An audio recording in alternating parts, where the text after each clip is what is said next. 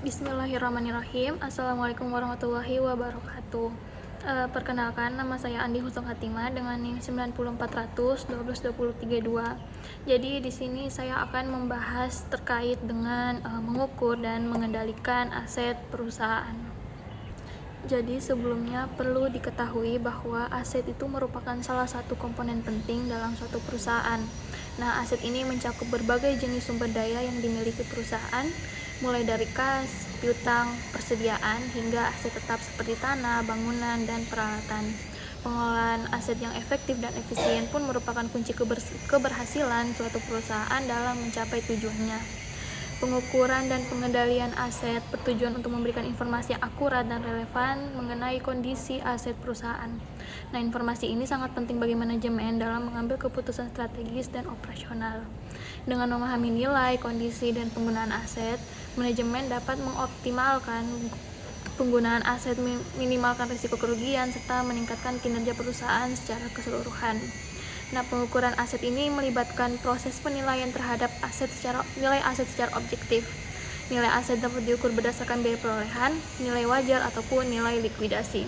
Nah, setelah nilai aset diketahui, langkah selanjutnya adalah melakukan pengendalian aset. Pengendalian aset bertujuan untuk melindungi aset perusahaan dari kehilangan, kerusakan, ataupun penyalahgunaan. Kegiatan pengendalian aset ini meliputi berbagai aktivitas seperti inventarisasi, pemisahan tugas, pengendalian fisik, dan pengendalian internal lainnya. Dalam konteks lingkungan bisnis yang dinamis dan kompetitif saat ini pun penting bagi perusahaan untuk memiliki sistem pengukuran yang pengendalian aset yang efektif. Sistem yang baik akan membantu perusahaan dalam meningkatkan efisiensi operasional, mengurangi biaya, serta meningkatkan daya saing. Selain itu, sistem pengukuran dan pengendalian aset yang memadai juga dapat meningkatkan kepercayaan investor dan pihak-pihak terkait lainnya terhadap nilai perusahaan. Yang berikutnya terkait dengan struktur pengendalian aset. Nah, pengelolaan aset ini merupakan aktivitas yang krusial bagi keberlangsungan dan pertumbuhan suatu perusahaan. Melalui pengelolaan aset yang efektif, perusahaan dapat memaksimalkan nilai aset yang dimiliki, meningkatkan efisiensi operasional, dan mengurangi risiko kerugian. Untuk melakukan analisis yang komprehensif terhadap pengelolaan aset, diperlukan suatu struktur analisis yang sistematis. Struktur analisis pengelolaan aset umumnya terdiri dari beberapa tahap, mulai dari perencanaan, pelaksanaan, hingga evaluasi. Tahap perencanaan meliputi identifikasi aset, penilaian nilai aset, dan perumusan strategi pengelolaan aset. Pelaksanaan meliputi kegiatan pengelolaan aset sehari-hari seperti pemeliharaan, perbaikan, dan pemanfaatan aset. Sedangkan evaluasi ini bertujuan untuk mengukur kinerja pengelolaan aset dan mengidentifikasi area yang perlu diperbaiki. Analisis pengelolaan aset ini dapat dilakukan dari berbagai perspektif, salah satunya seperti perspektif siklus hidup aset. Siklus hidup aset ini mencakup beberapa tahap, mulai dari perencanaan dan pengadaan, akuisisi, penggunaan, pemeliharaan, hingga disposisi aset. Dengan menganalisis aset dari perspektif siklus hidup, perusahaan dapat mengidentifikasi potensi perbaikan pada setiap tahap dan mengoptimalkan nilai aset secara keseluruhan. Selain itu, analisis pengelolaan aset juga dapat dilakukan dengan menggunakan berbagai alat dan teknik seperti analisis SWOT, analisis nilai waktu uang atau time value of money, dan analisis resiko. Analisis SWOT digunakan untuk mengidentifikasi kekuatan, kelemahan, peluang, serta ancaman yang terkait dengan pengelolaan aset. Kemudian, analisis nilai waktu uang itu digunakan untuk mengevaluasi investasi dalam aset tetap. Sedangkan analisis risiko digunakan untuk mengidentifikasi dan mengukur risiko yang terkait dengan pengelolaan aset. Yang berikutnya tentang pengukuran aset perusahaan. Nah, pengukuran aset perusahaan ini merupakan proses penentuan nilai dari berbagai sumber daya yang dimiliki oleh suatu perusahaan. Aset ini dapat berupa aset lancar seperti kas, piutang, persediaan, ataupun aset tetap yang lain. Pengukuran aset yang akurat dan relevan sangat penting bagi perusahaan karena memiliki implikasi yang luas terhadap pengambilan keputusan, penyusunan laporan keuangan, dan penilaian kinerja perusahaan. Nilai aset dapat diukur dengan berbagai metode tergantung pada tujuan pengukuran dan jenis aset yang dinilai. Beberapa metode pengukuran aset yang umum itu seperti biaya perolehan, di mana nilai aset diukur berdasarkan biaya yang dikeluarkan untuk memperoleh aset tersebut. termasuk biaya pembelian, biaya pengiriman, dan biaya pemasangan. Yang berikutnya nilai wajar, di mana nilai aset diukur berdasarkan harga yang akan diterima jika aset tersebut dijual dalam kondisi pasar yang wajar. Yang ketiga, nilai likuidasi, di mana nilai aset akan diukur berdasarkan harga yang dapat diperoleh jika aset tersebut dijual dalam kondisi terpaksa atau dalam waktu yang sangat singkat. Nah, pengukuran aset secara berkala ini sangat penting untuk memastikan bahwa nilai aset yang tercatat dalam laporan keuangan perusahaan itu mencerminkan kondisi aset yang sebenarnya. Selain itu, pengukuran aset juga diperlukan untuk tujuan lain seperti penyusutan aset, di mana menentukan nilai penyusutan aset tetap itu dibebankan sebagai biaya pada periode-periode akuntansi. Yang kedua, penilaian kinerja, di mana membandingkan kinerja perusahaan dari waktu ke waktu atau dengan perusahaan lain. Yang ketiga, pengambilan keputusan investasi, di mana membantu perusahaan dalam mengambil keputusan investasi yang tepat. Yang keempat, pengungkapan informasi, di mana menyediakan informasi yang relevan bagi pengguna laporan keuangan seperti investor, kreditur, ataupun regulator. Nah, adapun juga beberapa faktor yang dapat mempengaruhi nilai aset itu seperti kondisi fisik aset. Kondisi fisik aset ini akan mempengaruhi nilai penggunaannya dan nilai jualnya. Yang kedua, usia ekonomi aset, di mana usia ekonomis aset ini akan mempengaruhi nilai penyusutan dan nilai sisa aset. Yang ketiga, perubahan teknologi, di mana perkembangan teknologi dapat menyebabkan penurunan nilai aset yang sudah usang. Yang terakhir itu perubahan kondisi pasar, di mana perubahan kondisi pasar seperti inflasi ataupun deflasi itu dapat mempengaruhi nilai aset. Maka dengan demikian, pengukuran aset itu merupakan aktivitas yang kompleks dan memerlukan pemahaman yang mendalam tentang prinsip-prinsip akuntansi dan berbagai faktor yang mempengaruhi nilai aset itu sendiri. Kemudian materi berikutnya terkait dengan Return on Investment dan Economic Value Added atau ROI dan EVA. Ini merupakan dua metrik kinerja keuangan yang sering digunakan untuk mengukur efisiensi penggunaan modal dalam suatu perusahaan. Kedua metrik ini memberikan gambaran yang lebih komprehensif mengenai kinerja keuangan dibandingkan dengan metrik tradisional seperti laba bersih. Nah, Return on Investment ini dihitung dengan membandingkan laba bersih yang dihasilkan dari suatu investasi dengan jumlah modal yang diinvestasikan. Return on Investment menunjukkan tingkat pengembalian yang dihasilkan dari setiap rupiah yang diinvestasikan. Metrik ini sederhana dan mudah dihitung sehingga sering digunakan sebagai tolak ukur kinerja investasi. Namun, Return on Investment juga memiliki keterbatasan karena tidak memperhitungkan biaya modal.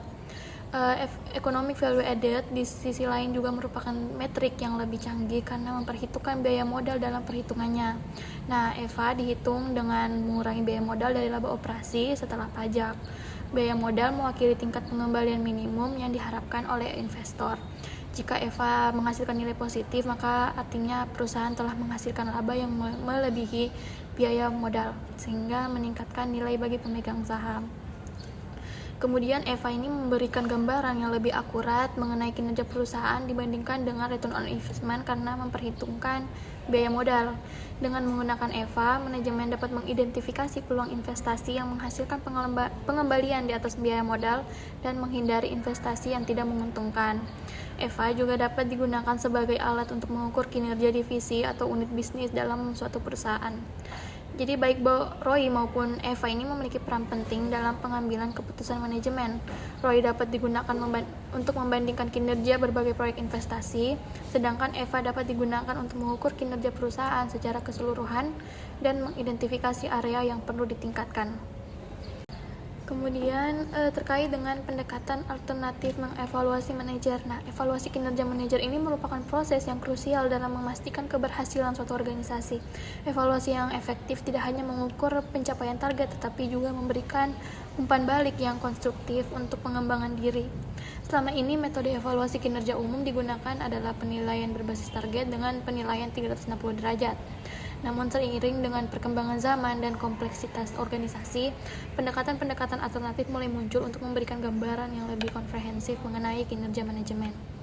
Salah satu pendekatan alternatif yang menarik adalah evaluasi berbasis kompetensi. Pendekatan ini berfokus pada penilaian sejauh mana seseorang manajer memiliki dan menerapkan kompetensi yang diperlukan dalam menjalankan perannya. Kompetensi yang dinilai dapat meliputi kompetensi teknis, manajerial, dan interpersonal. Evaluasi berbasis kompetensi memberikan gambaran yang lebih jelas tentang kekuatan dan kelemahan manajer serta potensi pengembangannya. Pendekatan lain yang patut dipertimbangkan adalah evaluasi berbasis proyek. Dalam pendekatan ini, kinerja manajer dinilai berdasarkan keberhasilannya dalam menyelesaikan proyek-proyek tertentu. Evaluasi berbasis proyek memungkinkan untuk mengukur kemampuan manajer dalam mengelola sumber daya, mengambil keputusan, dan bekerja sama dengan tim. Pendekatan ini sangat relevan untuk organisasi yang memiliki struktur proyek untuk atau seingin menjalankan proyek-proyek khusus. Selain itu, evaluasi berbasis perilaku juga dapat menjadi alternatif yang menarik. Pendekatan ini berfokus pada penilaian perilaku manajer dalam situasi kerja sehari-hari. Perilaku yang dinilai dapat meliputi komunikasi, kepemimpinan, pemecahan masalah, dan kerja sama tim.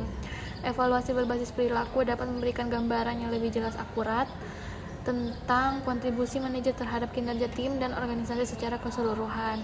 Dalam memilih pendekatan evaluasi kinerja yang tepat, organisasi perlu mempertimbangkan beberapa faktor seperti jenis pekerjaan, budaya organisasi, serta tujuan evaluasi.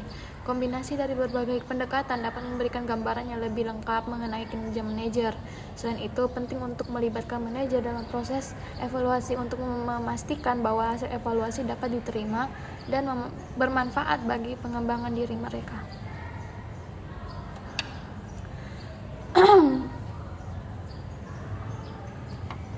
Baik, untuk materi terakhir terkait dengan evaluasi kinerja ekonomi, di mana evaluasi kinerja ekonomi merupakan proses yang sangat krusial dalam memahami kondisi suatu negara atau wilayah. Dengan mengevaluasi kinerja ekonomi, kita dapat mengukur tingkat pertumbuhan, stabilitas, dan kesejahteraan masyarakat. Nah, dalam sistem pengendalian manajemen ini, evaluasi kinerja ekonomi merupakan suatu kerangka kerja yang digunakan organisasi untuk mengukur dan mengendalikan kinerja dari ekonomi itu sendiri. SPM sangat efektif akan membantu organisasi mencapai tujuan dengan lebih efisien dan efektif. Salah satu aspek penting dalam evaluasi ini adalah kinerja ekonominya. Nah, kinerja ekonomi dapat diukur dari berbagai indikator seperti tingkat pengeluaran investasi, efisiensi biaya, dan pertumbuhan pendapatan. Evaluasi kinerja ekonomi SPM ini bertujuan untuk mengidentifikasi sejauh mana SPM berkontribusi terhadap pencapaian tujuan finansial organisasi. Dengan mengevaluasi kinerja ekonomi SPM, manajemen dapat mengidentifikasi area-area yang perlu ditingkatkan dan membuat keputusan yang lebih baik terkait dengan alokasi sumber daya. Beberapa metode yang dapat digunakan itu seperti analisis biaya manfaat, analisis varian, dan balance scorecard. Analisis biaya manfaat digunakan untuk membandingkan biaya yang dikeluarkan untuk membangun dan mengoperasikan SPM dengan manfaat yang diperoleh. Analisis varians merupakan digunakan untuk membandingkan kinerja aktual dengan anggaran atau target yang telah ditetapkan.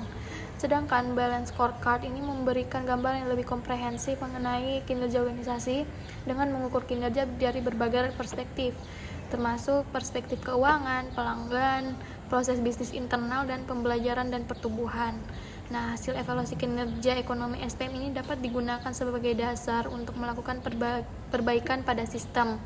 Beberapa perbaikan yang dapat dilakukan antara lain menyempurnakan indikator kinerja, meningkatkan kualitas data, dan memperbaiki proses pengambilan keputusan. Selain itu, evaluasi kinerja ekonomi SPM juga dapat digunakan sebagai alat untuk memotivasi karyawan dan meningkatkan akuntabilitas.